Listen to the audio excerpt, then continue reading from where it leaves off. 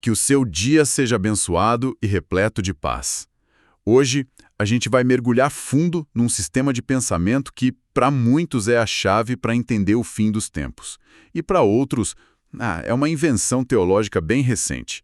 É um tópico que mexe com política, com cultura e, claro, com a fé de milhões de pessoas. Exatamente. E para nos guiar nessa conversa, a gente está com o 6º capítulo do livro Teologia Sistemática, do Millard Cherkson.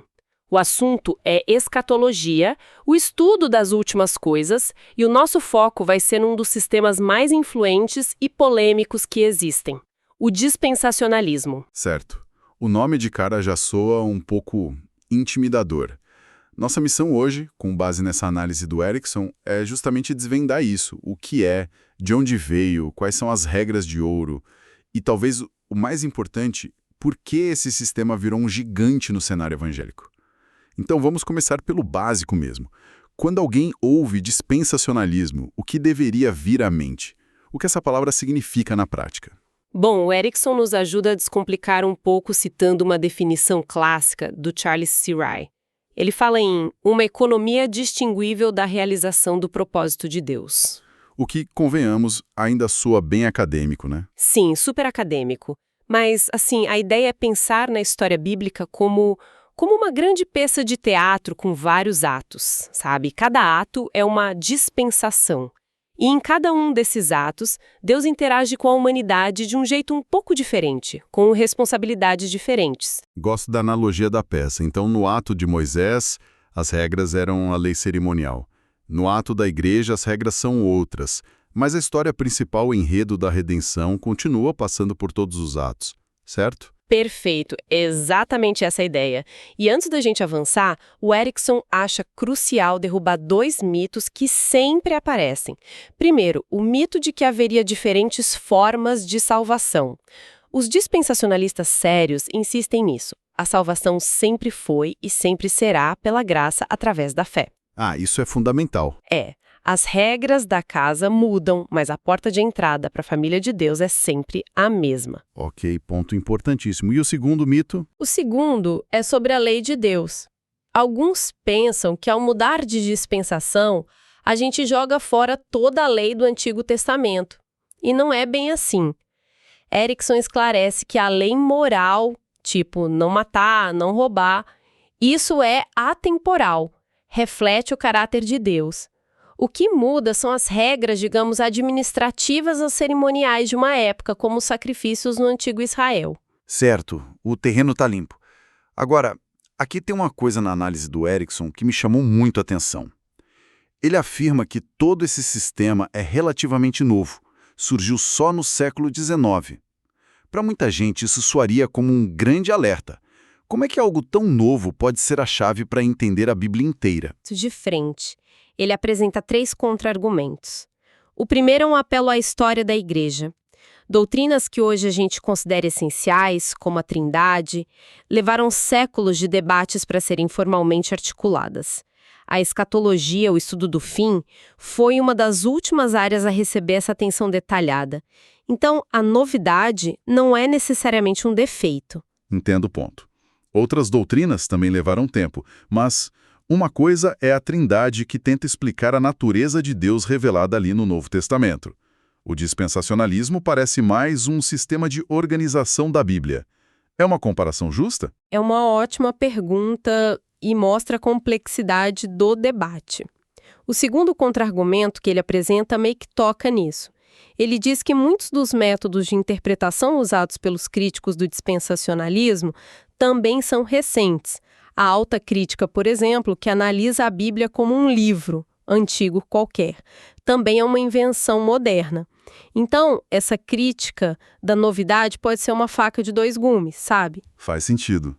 E o terceiro ponto? O terceiro é quase filosófico. Se a gente acredita que o estudo da Bíblia é um processo contínuo, a gente tem que estar aberto a novos insights. Rejeitar uma ideia só porque os nossos avós não a conheciam seria o fim de qualquer progresso teológico. Ok, a defesa está posta. Então, se não é antigo, de onde veio? Quem foi o arquiteto desse sistema? O nome que o Erickson destaca é John Nelson Darby.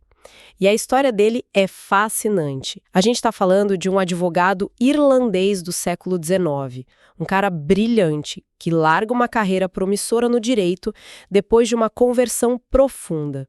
Ele vira clérigo na Igreja da Inglaterra. Que mudança de carreira, hein? Mas o que frustrou ele na Igreja da Inglaterra a ponto dele basicamente começar um movimento do zero? Essa é a chave. O Darby ficou muito desiludido com o que ele via como uma aliança profana entre a Igreja e o Estado. Ele achava que a estrutura formal, a hierarquia, tudo aquilo sufocava a obra do Espírito Santo. Então ele se juntou a um grupo que buscava uma forma mais simples, mais bíblica de comunhão. Esse grupo ficou conhecido como os Irmãos de Plymouth. E foi ali que o Darby sistematizou tudo isso. Mas como é que as ideias de um grupo pequeno, lá da Irlanda, explodiram em popularidade principalmente nos Estados Unidos, a ponto de virar a visão padrão em tantas igrejas? Erickson aponta para 2 catalisadores super eficazes. O primeiro foi uma publicação, a Bíblia de Estudo Scofield, lá no início do século XX. O Cyrus Scofield pegou o texto bíblico e encheu de notas de rodapé, títulos e gráficos que explicavam a Bíblia inteira por essa lente dispensacionalista. É impressionante pensar no poder disso. Uma Bíblia com notas de rodapé moldou a teologia de milhões por um século. Mostra o quanto a embalagem da informação importa, né? Exato. Para o leigo, que muitas vezes se sentia perdido, a Bíblia Scofield oferecia um mapa claro. Um sistema completo num volume só. Foi um fenômeno. E o segundo catalisador foi institucional, a ascensão dos institutos bíblicos e seminários. Como assim? No início do século XX, teve uma grande batalha teológica, a controvérsia modernista fundamentalista. Muitos fundamentalistas sentiram que os seminários tradicionais estavam se tornando liberais, então eles criaram as próprias escolas. E essas novas instituições, como o Moody Bible Institute e mais tarde o Dallas Theological Seminary, viraram fortalezas do pensamento dispensacionalista. Eles formaram gerações de pastores que levaram essa teologia para os púlpitos. Ok, a história é fascinante, mas agora eu quero chegar na carne do negócio. Se eu abrisse a minha Bíblia hoje e decidisse ler como um dispensacionalista, quais seriam as minhas lentes? Quais são as regras de ouro que mudam tudo? Erickson resume tudo a 2 princípios essenciais. O primeiro é uma exégese consistentemente literal da Bíblia. Literal? Isso pode significar muita coisa. O que significa aqui, nesse contexto? Eles têm um ditado famoso: quando o sentido óbvio faz bom sentido, não procure outro sentido. Claro, eles reconhecem metáforas, poesias, ninguém acha que Jesus é uma porta de madeira. Mas a regra de ouro, especialmente para a profecia, é levar o texto pelo valor de face. Se a Bíblia promete uma terra para um povo, a expectativa é que aquele povo receba aquela terra literal. Ok. Então, se a regra número 1 é leia literalmente, especialmente sobre Israel, qual é a consequência mais explosiva dessa regra? Onde isso realmente separa esse sistema de todos os outros? A sua pergunta nos leva direto para o segundo princípio, que Erickson, citando Ryrie, chama de a pedra de toque de todo dispensacionalismo.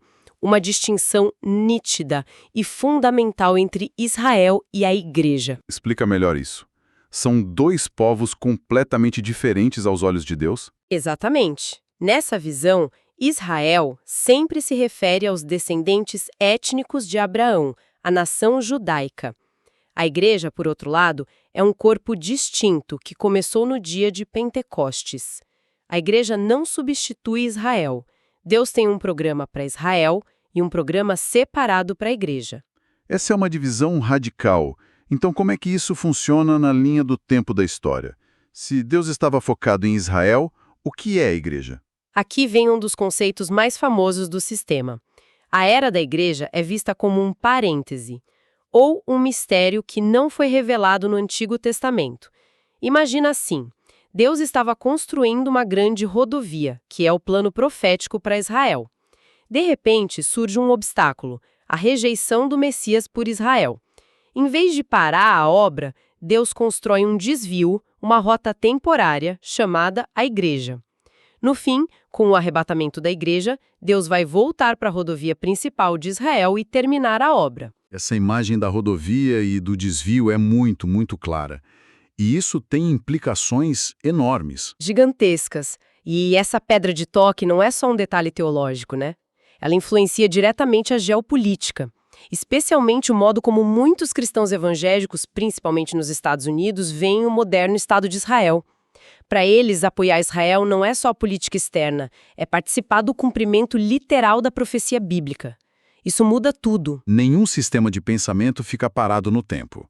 O Erickson menciona alguma evolução, uma versão 2.0 desse sistema. Sim, e é um desenvolvimento muito importante. Ele discute o que é chamado de dispensacionalismo progressivo, associado a teólogos mais recentes como Darrell Bock e Craig Blazing. Eles tentam refinar o sistema em resposta a algumas das críticas que o modelo clássico recebeu. E o que eles mudam? Eles jogam fora a distinção entre Israel e a Igreja? Não, e esse é o ponto crucial. Eles mantêm os pilares, a interpretação literal da profecia e um futuro distinto para a nação de Israel ainda estão lá. A principal mudança é na rigidez da separação. Em vez de ver a Igreja como um parênteses total, um desvio completo, eles a veem como o próximo passo no plano de Deus. Um passo que já começa a cumprir algumas promessas do Antigo Testamento de uma forma já, mas ainda não. Eles veem mais continuidade, sabe? Pode dar um exemplo prático? Claro.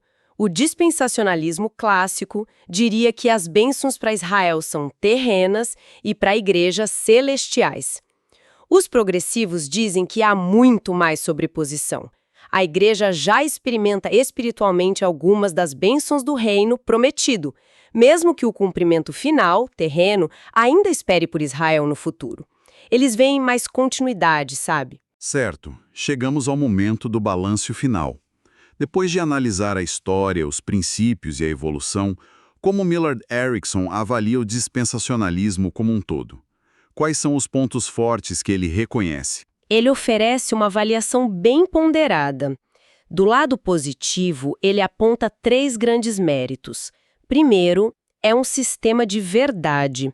É um esforço ambicioso para harmonizar a Bíblia inteira, de Gênesis a Apocalipse, numa narrativa coerente. Qual o segundo? Segundo, ele leva muito a sério o conceito de revelação progressiva, a ideia de que Deus não revelou tudo de uma vez só, mas em etapas. E terceiro, a motivação é ser profundamente bíblico. Seus defensores são conhecidos por um conhecimento detalhado do texto. Parece uma base sólida, mas nenhuma teoria perfeita. Quais são as críticas ou os pontos fracos que o Erickson levanta? Ele aponta algumas áreas de tensão bem significativas. A principal, sem surpresa, volta para a pedra de toque, a distinção radical entre Israel e a Igreja. Erickson argumenta que essa divisão é muito difícil de sustentar quando se lê certas passagens do Novo Testamento, citando Romanos 9 e Gálatas 3, onde Paulo parece argumentar que os crentes em Cristo, judeus e gentios, são a verdadeira descendência de Abraão. Então, o pilar central do sistema é também seu ponto mais contestado segundo Erickson. Isso é uma crítica bem pesada. É a crítica central. As outras são mais secundárias. Por exemplo, ele nota uma tendência em alguns de agir como se a visão deles fosse a única forma de pré-milenialismo, ignorando outras versões históricas. E, por fim, ele menciona uma certa ironia. Um sistema que insiste tanto no literal, às vezes usa uma interpretação quase alegórica de passagens históricas para encaixá-las no seu esquema. Que jornada pelo dispensacionalismo. Saímos da definição, passamos pela história do John Nelson Darby, vimos o impacto da Bíblia Scofield, analisamos os pilares da literalidade e da separação Israel-Igreja e até vimos a evolução mais recente. Tudo isso pelo olhar cuidadoso de Millard Erickson. E no final das contas, essa análise nos deixa com uma pergunta muito prática e profunda para refletir. Se a maneira como a gente interpreta a relação entre Israel e a Igreja pode mudar tão drasticamente a nossa compreensão da Bíblia, do fim dos tempos e até da geopolítica, como isso impacta a forma como os cristãos se enxergam e decidem agir no mundo hoje?